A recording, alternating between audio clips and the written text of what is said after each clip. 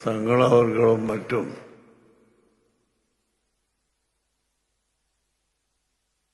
സമസ്തയിൽ നിന്ന് പുറത്തു പോയവർക്ക് മടങ്ങി വരാമെന്ന് പറഞ്ഞു.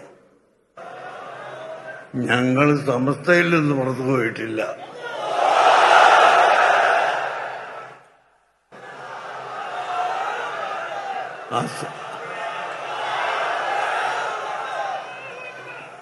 അസംബ്ലിയിലും പാർലമെന്റിലും ഒക്കെ വിഷയങ്ങൾ ചർച്ച ചെയ്യുമ്പോൾ മീറ്റിംഗിൽ നിന്ന് ഇറങ്ങിപ്പോക്ക് നടത്താറുണ്ട്. എന്നാൽ അവർ MLA സ്ഥാനം അതോടുകൂടി കഴിഞ്ഞു എന്ന് അർത്ഥമില്ല. അതുപോലെ സമസ്ത കേരള ജംഇയ്യത്തുൽ ഉലമയിൽ നിന്ന് അല്ല ഞങ്ങൾ ഇറങ്ങിപ്പോയത്,